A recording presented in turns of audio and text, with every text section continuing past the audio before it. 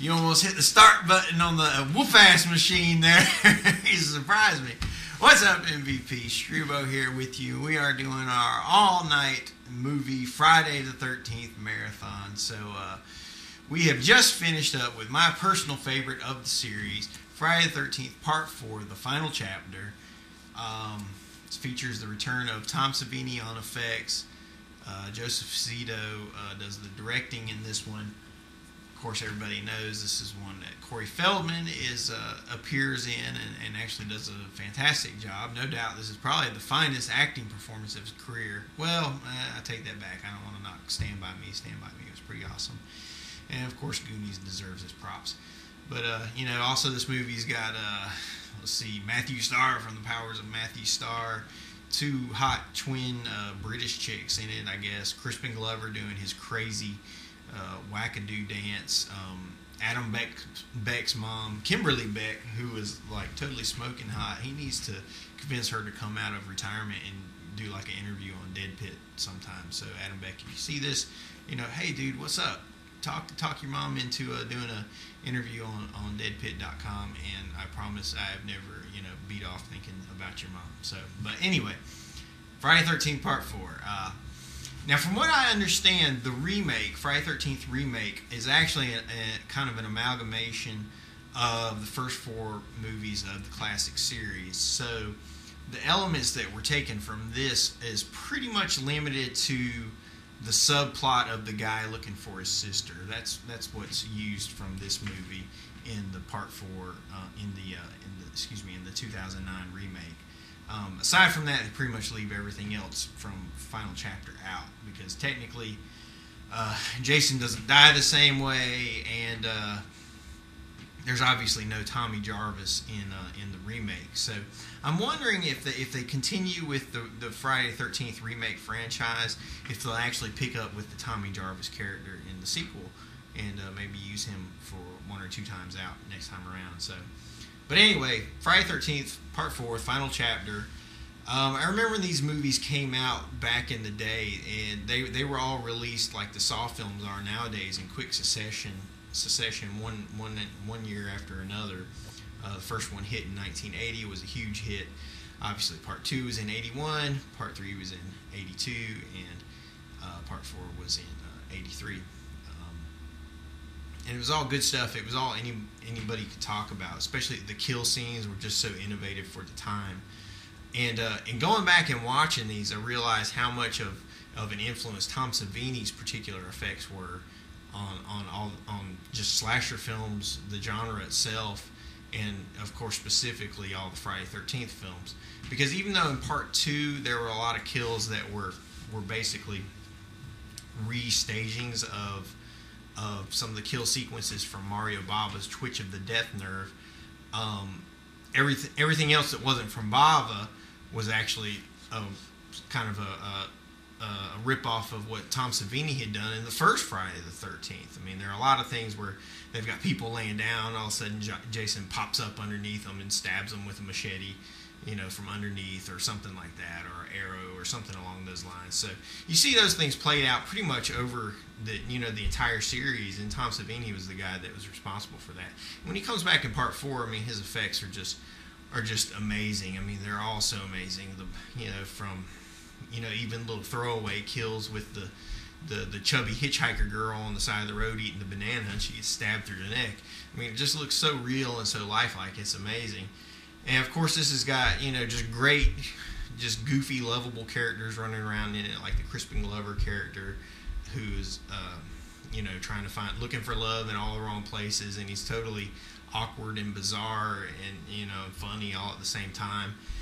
And it's got the right mix of blood and boobs. I mean, there's a great boob quotient in this film, made even greater by the presence of those two hot chicks. If I can remember their names, I think it's Candy and Cindy Moore or something like that. The British twins that appear in the film, and help up the boob quotient quite a bit, which is really phenomenal.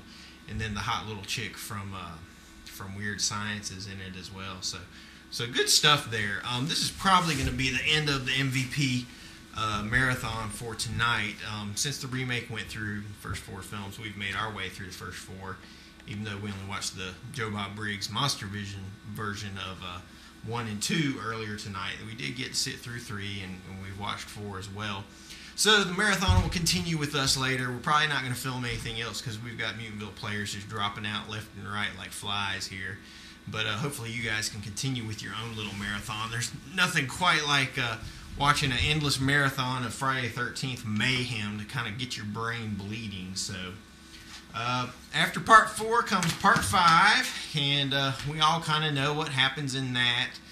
Part 5 is a good fun chapter. It's got the great Ms. Debbie Sue Voorhees and her luscious boobage in it, and of course there are some fun kills in that film as well.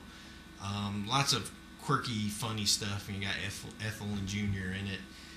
So part 5 is fun. A lot of people don't give it its due, but it is a good installment. Part 6 is actually the first one that I ever saw growing up. So that was the moment at which Jason Voorhees had really become a part of pop culture and had pretty much become this pop icon. When you've got Alice Cooper doing the main theme song for a film, and the whole movie is really shot like a music video with smoke and fog and whatnot.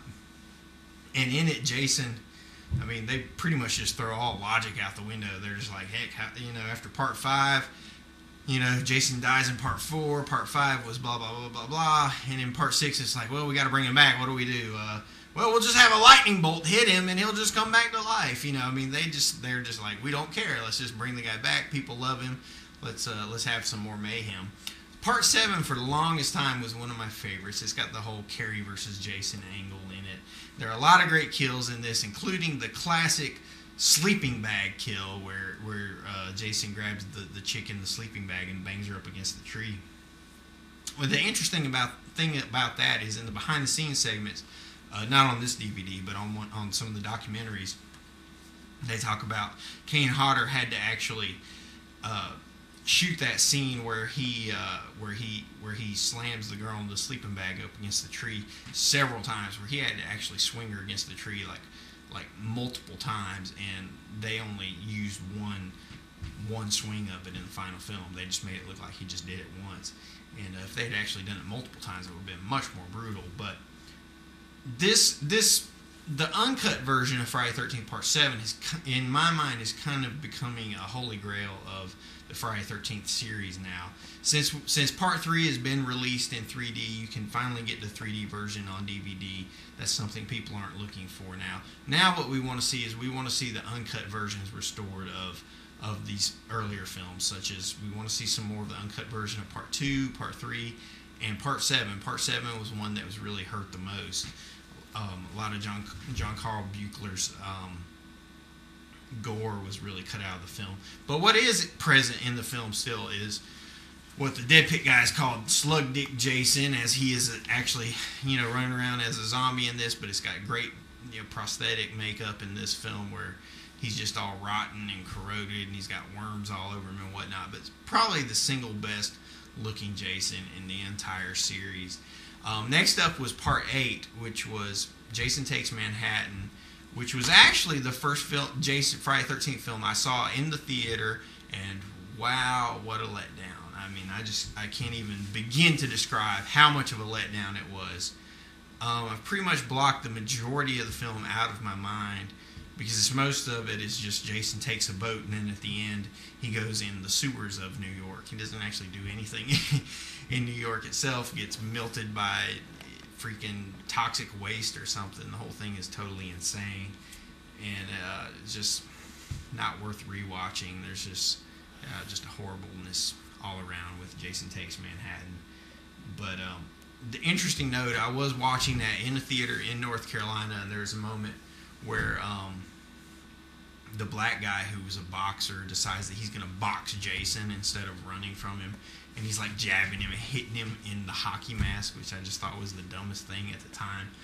But Jason just rears back and he punches the guy and just knocks his head clean off his shoulders, and it rolls across the roof.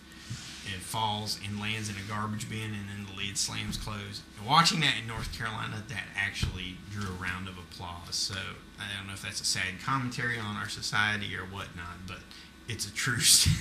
It was a true event nonetheless.